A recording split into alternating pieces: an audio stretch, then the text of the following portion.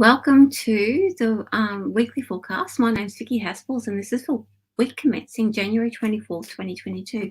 So each week I choose 6 cards and we go through them and have a look what energy is surrounding the week ahead and how we're going to be dealing with it, what it means to us, and a little bit of interpretation and guidance around that energy. So as usual, I'm using my Mythic Tarot deck and I'm going to be choosing 6 cards right now. I was just looking at my little opening there.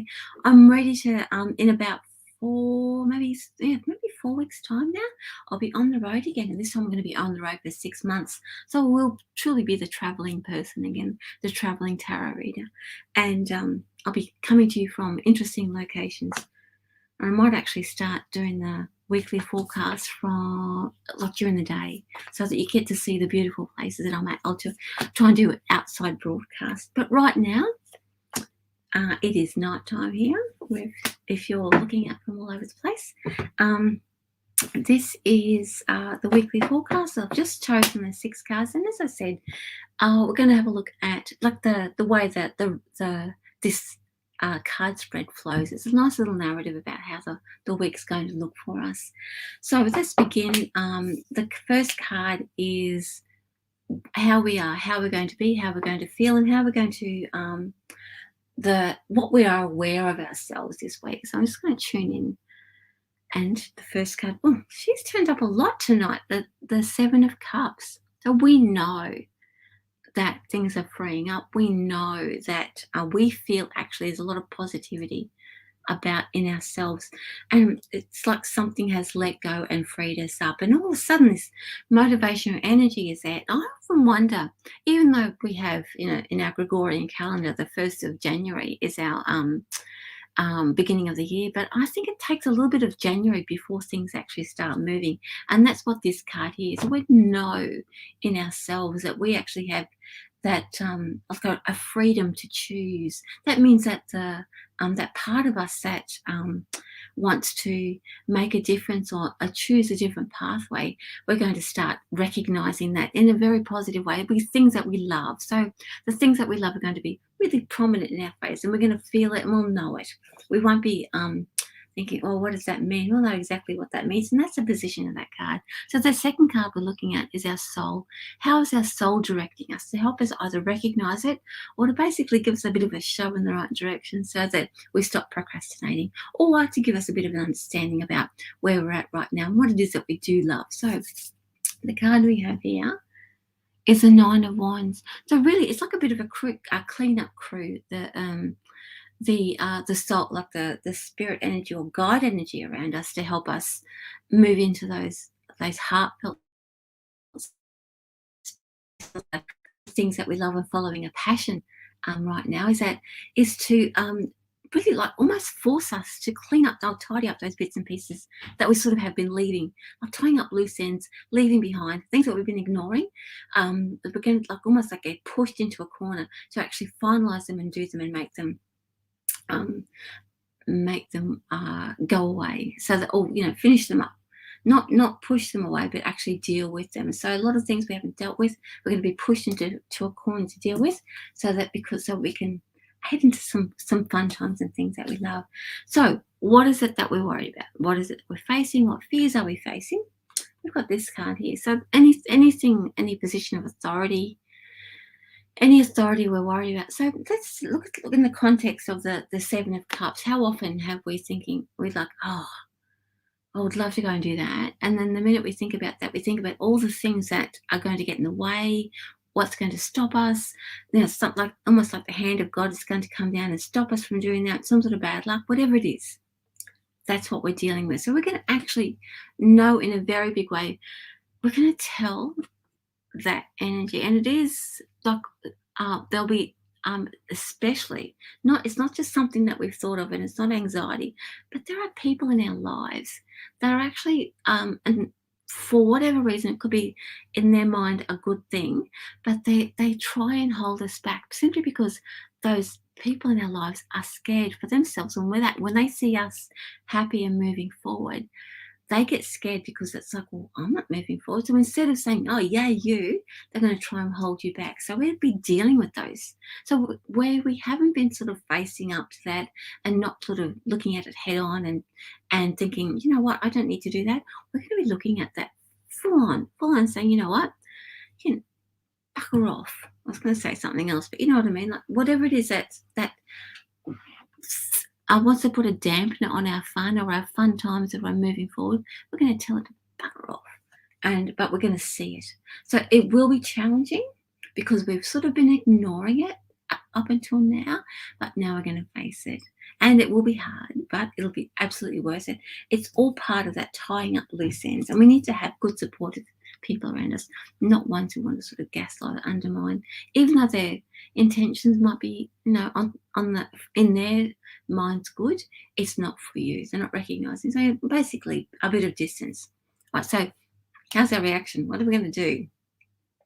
How are we going to jump into this? This is always interesting. How are we going to react? Oh my goodness. Look at this card. Wow. Okay, now that's really confrontational. So if we're looking at if we want to follow our passion, our soul and guidance, and saying tidy up your act. We're going to be faced with those people who want to hold us back, those ones that have always been holding us back, simply by like either undermining, gaslighting, whatever it is. Well, as I said, they're good intentions. We're going to actually tell them to bugger off. We're going to confront them. Wow. So expect some tears, expect some explosions, expect some that you've been letting, not letting them, but allowing them to have living rent free in your head, and you're just going to say no more.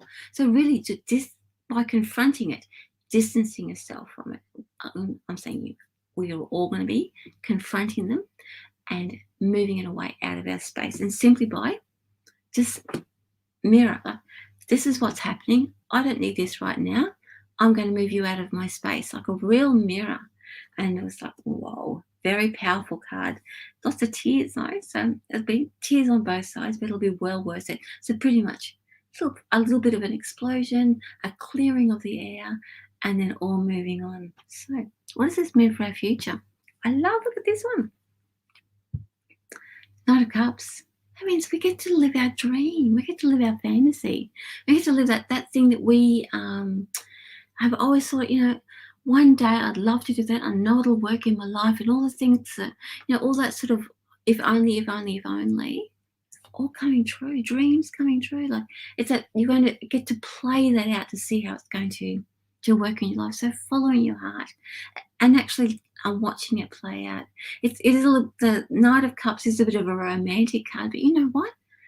Why not allow those dreams and fantasies to play themselves out to see how you feel about them? And that's pretty much like that passion card, that opening up those things that we love. And why not follow some dreams for a little while just to see where they go? Why not? They've been rattling around in there for such a long time, and we're not going to let the haters pull us down. We're going to say, woohoo, out of my way. I want to do this. So on a soul level, on a karmic level, on our spiritual path level, what does this mean for us? What is it that we're bringing to our energy? Queen of Wands. Queen of Wands. Doesn't matter whether you're male or female. The Queen of Wands is coming as part of our lesson. She, to me, she is the fiercest of the queens of energy, in that from a personal perspective, in that we find our voice.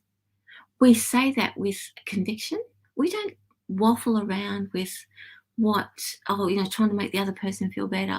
So this really is about confronting the energies. And I want to say people. This is more about, rather than situations, this is more about people. So it could be a situation, but it's more about confronting something, people in our lives that we have been letting get, like I said, live rent free in our heads. And they're the ones that'll be our inner critic. They'll be the voice that we hear in our head because it's been there for a while. So we'll be moving, confronting it.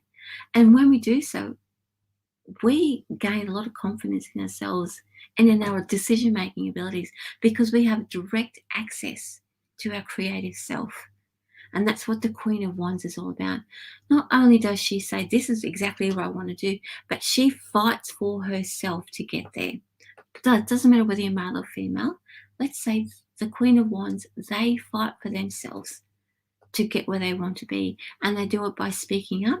And there's I'm getting a lot of sizzle and fire around the Queen of Wands. So there might be some burning of bridges, there might be some burning of relationships or situations, and really like cauterizing it, I guess, or just letting all that go. And like when I see that sizzle, it's almost like the paper burns up and it's gone. So it gets dispersed. It no longer exists anymore. So whatever connections we have to things that have been holding us back, whether it's people, situations, I think it's people. But anyway, we'll be burning those bridges. We'll be burning that connection because it can't hold us back anymore. Energy is too strong. It's time.